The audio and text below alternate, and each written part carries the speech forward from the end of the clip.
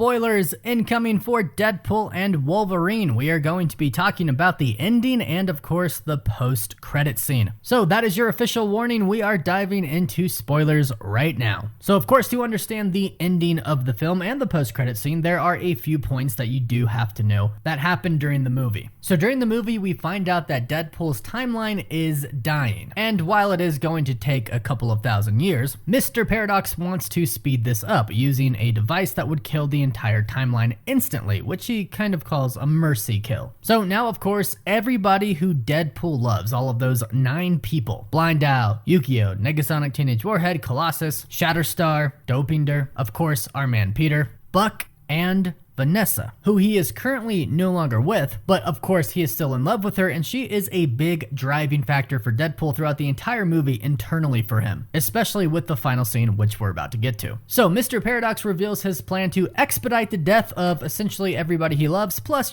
billions of other people in the timeline, and of course Deadpool is not cool with this. Now, Mr. Paradox did reveal that each universe, each timeline has an anchor being, an anchor entity, and if that person dies, well, so does the universe. Well, the Wolverine from Logan, the movie Logan, he is the one who died, and he was the anchor being. He died in the movie Logan. So that movie takes place in the same timeline and the same universe that the previous Deadpool movies and the previous X-Men movies were set in. So Deadpool just says, well, fine, I'll just find another Logan, bring him to my universe, and that should solve the problem. Therefore, Mr. Paradox won't have to destroy the timeline and everybody I love. So he breaks Mr. Paradox's nose, takes a TVA time travel device, a temp pad, and he goes and he searches for variants of Wolverine, trying to find the perfect Wolverine, giving us some great variants of Wolverine along the way, like a comic accurate, super short 5'3" Wolverine, and of course this is Hugh Jackman just CGI'd down to look 5'3". We also have a John Burns suit Wolverine who is fighting the Hulk, and he recreates that iconic cover with the Hulk and the reflection of Wolverine's claws. And then of course we see the Hulk himself pop up. Unfortunately, we didn't get to witness a fight between Wolverine and the Hulk, but hey, maybe in Secret Wars or something leading up to Secret Wars. But out of all of the Wolverine variants, perhaps the best variant that we got was Henry Cavill as a Wolverine variant, Calverine, in which Deadpool tells him that they'll take much better care of him than those down the street. Of course,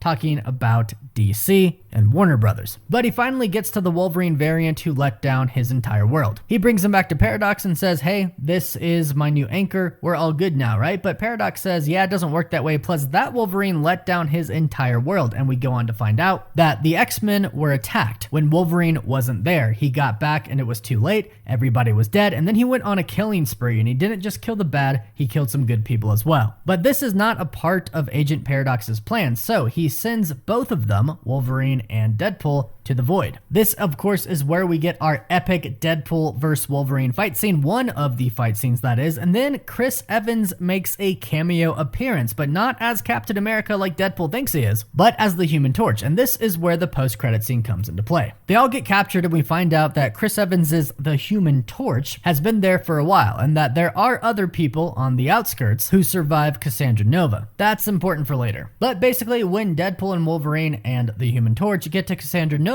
she comes out and she says that she had been looking for Johnny Storm for a pretty long time. So Deadpool takes this opportunity to sort of throw him under the bus and say that he said a whole bunch about Cassandra Nova. Johnny Storm denies saying all of this, but Deadpool is very convincing, and Cassandra Nova just rips the flesh right off of Johnny Storm, and he dies, well, one would hope, pretty instantly. But one very important thing to note about this scene is that Cassandra Nova cannot read Deadpool's mind or the Human Torch's mind, because as we learn in the movie, she has to physically touch them. Well, that's not really the right word. She has to physically stick her hands inside of their head to actually go inside of their mind. So in this moment, Cassandra Nova is not reading the mind of Johnny Storm and going, oh, I see it. I see that he really did say that. She can't go into either of their minds, so she basically takes Deadpool at his word, and since she's been wanting Johnny Storm for a while, she basically just decides to kill him right then then and there. Now, of course, as the movie goes on, there are a few moments where they really make us wonder if the Human Torch did say all of those things, but that's where the post-credit scene comes in. We see Deadpool in the TVA, and he says that he is tired of people not believing him, and the TVA, being the monitoring organization that they are, of course, have footage of the event, so he plays it back, and we hear Chris Evans as Human Torch say a lot. I won't repeat the vulgarity and profanity, but if you saw it, you know. And if you haven't seen it and you're here anyways, basically he just talks a lot of crap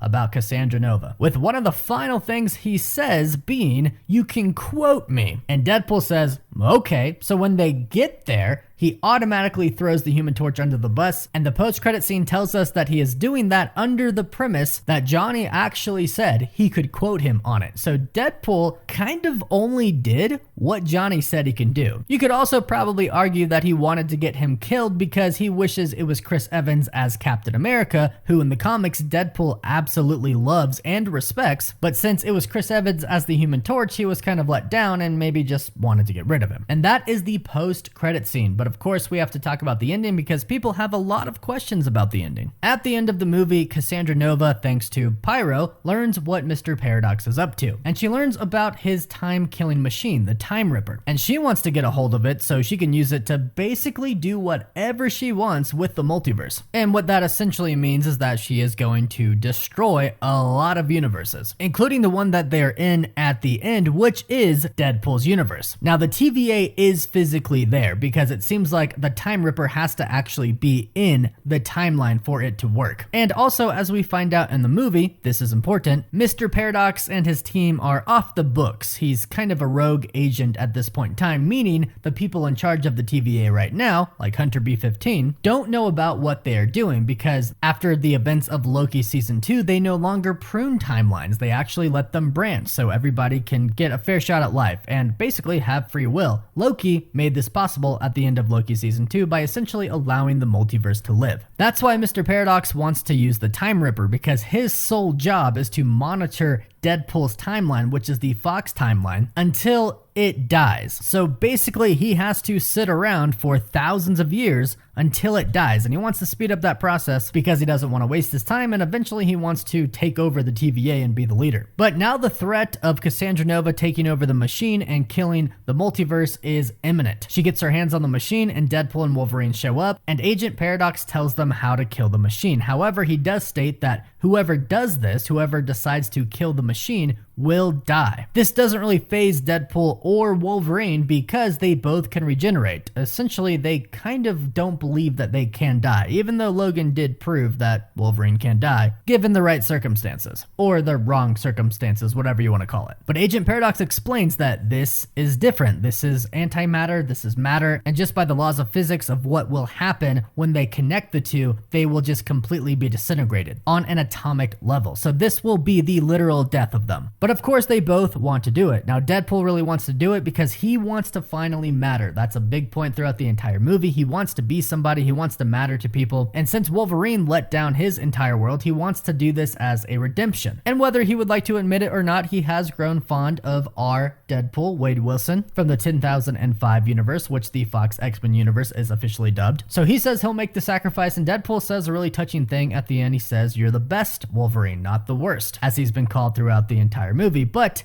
Deadpool does the old switcheroo and says, nah, it's gonna be me. NSYNC pun intended there, because that opening scene with NSYNC's Bye Bye Bye was one of the funniest things that I've ever seen. I absolutely loved it. So Deadpool goes in, hits one of the columns, and can't reach the other. But then, of course, Wolverine comes in to save the day, busting through the door, grabbing the other column, and then grabbing Deadpool's hand, in which his shirt immediately rips off, which I know a lot of people probably really enjoyed. The man, Hugh Jackman, still has it. So Hunter B-15, although I'm not sure we should really call her Hunter B-15 anymore, she's not exactly a hunter anymore. It seems like she's kind of running the TVA now. So B-15 comes in, and Agent Paradox tries to talk his way out of it, stating that, oh, Deadpool and Wolverine, they were my guys. I had them. We were fighting Cassandra. I lost good men out there. But then they come right around the corner, alive and well, and it's explained that they actually were able to survive because there were two of them handling all of the power. If it were only one of them, they would have been completely destroyed. But since it was two of them, they were able to share it between the two of their bodies, give us a good shirtless scene for the Wolverine, and walk out of it alive. The next part is very, very important. B-15 explains that whatever they did caused the universe to now start growing in health. It was dying before, because in the future, Logan would die, and that would start the destruction of the universe, as was shown in the movie, but B-15 explains that it has now been reversed, and the timeline is growing, giving it new life, whatever Deadpool and Wolverine did. Now, it could be because this variant of Logan, this Wolverine variant, is now in that universe, so he could have become a new anchor. They leave it pretty ambiguous, basically stating, hey, whatever you did, it worked. So the bottom line is this universe now lives, which is very interesting because a lot of us thought that this was actually going to be the complete death of the Fox universe. We thought we were going to get a Deadpool kills the Fox universe, but instead he actually saved it. But I believe he did this for a very specific reason, which also ties into one other thing that B-15 did for Deadpool and Wolverine. She somehow, via time travel or whatever it be, brought back Deadpool and Wolverine's team consisting of Channing Tatum's Gambit, Wesley Snipes' return as Blade, Jennifer Garner back as Elektra, and of course Daphne King back as Laura or X-23. Now we only see Daphne King back as X-23/Laura at the end of the film, but since she is back, we could assume that the rest are back as well. Where are they? Well, I'm assuming that they are getting ready for Avengers Secret Wars, or possibly even the next Avengers film, Avengers 5, because it's currently untitled right now. We're hoping that in just a couple of days at San Diego Comic-Con's Hall H, Marvel will reveal what their plans are for that next Avengers film. So if you want to stay up to date with the MCU, be sure to subscribe to the channel and hit that notification bell. We'll be covering SDCC all weekend. But I also think that's why they kind of left this universe alive, so it can eventually collide with our Earth 616 main timeline. Remember, this is a separate universe. Each universes have their own main timeline, and since Loki Season 2, each of those timelines now have branches that go off. But I believe that they left Deadpool's universe alive here and well and growing because I believe that eventually it will grow and collide with our universe. Now, it may not do that naturally, it may take an incursion for that to happen, but I believe that that is one thing that could happen that will give us the Fox X-Men characters in the main MCU. In fact, I think the post-credit scene for The Marvels, where Monica Rambeau ends up in a different universe, one where she sees Beast and he mentions Professor Charles Xavier, meaning that that is an X-Men populated universe, I believe that universe could actually be the Fox X-Men universe. So eventually, I believe that these two universes will collide with each other, because that is what happens in the Secret Wars events in the comics and the events that lead up to it. Incursions start happening, universes collide with each other, ultimately resulting in the destruction of the entire multiverse. Then the events of Secret Wars in the comics take place after that, which is what I think we're heading to in the MCU, the destruction of the entire multiverse after universes collide with each other. Then whoever is left standing at the end will be the ones who have to try and fight to restore the multiverse, defeating whoever the main villain of that film is going to be. Could be Kang, could be somebody else. Kang wasn't mentioned at all during this, which is very interesting because you would think that Ryan Reynolds would take a shot at it, especially considering they did reshoots not too long before the movie came out, probably a couple of months. But again, maybe this weekend we will find out more. So that is the Deadpool and Wolverine post-credit scene breakdown and ending explained. Please let me know your thoughts on Deadpool and Wolverine. Did you love it? Did you not like it? Did you cry? Did you yell? Did you scream? Let me know everything in the comments down below. Please don't forget to like this video and of course subscribe to the channel to stay up to date on the MCU. And of course you can find us on Apple Podcasts, Spotify, Instagram, Twitter, and Facebook. And as always, thank you all so much for watching.